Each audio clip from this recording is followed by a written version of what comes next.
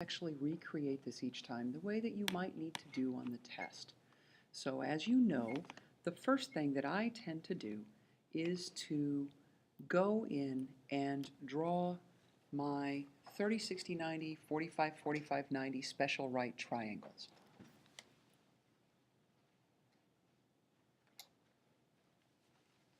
So I'm going to do that first. Sorry for the slight delay. I had to go and wave and let my classroom know that I'm here because it turned the lights off on me. So I would recommend, again, on every assignment you do, everything you do, just drawing these things from scratch. I prefer to draw 3 of them so that my reference angle is always in the lower left. And so 1, 1/2, square root of 3 over 2. We've seen these several times already in this unit. If my 60-degree angle is my reference angle, then it's 1, 1/2, and square root of 3 over 2 over here. And then if it's a 45, 45, 90, 1 again is the hypotenuse, and the legs are both the square root of 2 over 2. Again, went through how to set those up previously. So the thing that I think about is both what is my reference angle, what quadrant is this in, so I know whether my x and y are positive or negative. Pi over 3 is the same thing as 60 degrees, so it's in quadrant 1.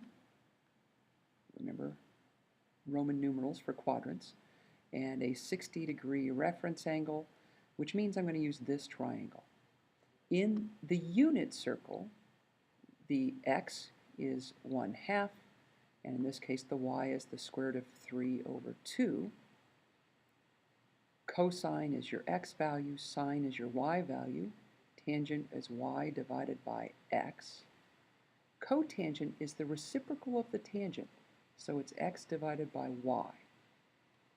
Secant, one thing to remember in here is there is no co in trigonometry.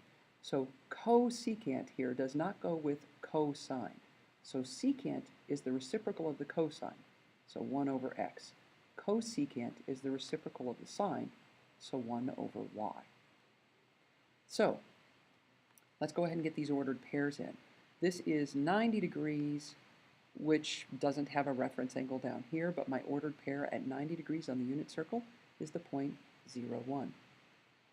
4 pi over 3 is 240 degrees, which means my reference angle is 60 degrees, and 240 degrees is in quadrant 3.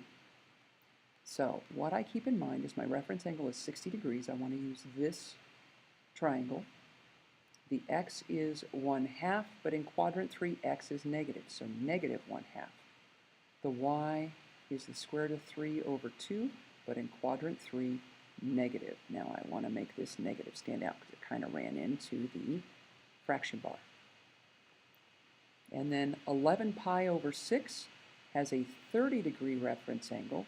It's actually a 330-degree angle, and it's in quadrant 4, so x is positive and y is negative. So 30-degree reference angle, I'm using this. The x is positive and the y is negative. So I have to keep in mind what quadrant it's in and what reference angle it has. Now that I have these, I can use these to fill in the rest of this table. Sine is just the y values, so square root of 3 over 2, 1, negative square root of 3 over 2, and negative 1/2. Cosine is the x values, so 1/2, 0, negative 1/2, and the square root of 3 over 2. Tangent is y over x. So if I take the square root of 3 over 2 and I divide it by 1/2, I just get the square root of 3. Cotangent is the reciprocal of the tangent, so 1 over the square root of 3. Think about what would happen. 1 over the square root of 3, but I need to rationalize the denominator. So I'm going to multiply by the square root of 3 over the square root of 3, and I get the square root of 3 over square root of 3 times the square root of 3 is 3. So cotangent is the square root of 3 over 3. The secant is the reciprocal of the cosine, so 2, and the cosecant is the reciprocal of the sine. So if I have 2 over the square root of 3, thinking about just what happened over here, it's going to be 2 square roots of 3 over 3. Tangent, sine divided by cosine. 1 divided by 0 is undefined. Cotangent, 0 divided by 1 is 0. Secant is 1 over the cosine, which is also undefined. We can't divide by 0. In the real number system, actually we can't divide by 0. And the cosecant is the reciprocal of the sine, so 1 over 1 is 1. Notice how here these are the same except for the signs. So the tangent's just going to be negative divided by negative, still positive. Cotangent's going to be the same cotangent, negative divided by negative. Secant, though, is going to be negative 2 instead of positive 2.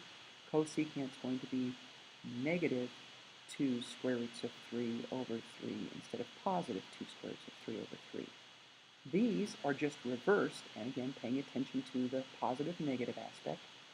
So tangent is going to be the same thing as a cotangent here, square root of 3 over 3, but negative divided by positive would make it negative. Cotangent is going to be the same thing as the tangent here, but again, positive divided by negative is going to make it negative. Secant is going to be the same as the cosecant here, but let's get the 2 square roots of 3 over 3 in, but since the cosine is positive, the secant is positive. And here, we're going to have negative 2 for the cosecant. So think about your special right triangles. Pay attention to what quadrant it's in to see if your x and y are positive, so whether your sine, cosine, and tangent are positive or negative to get your value.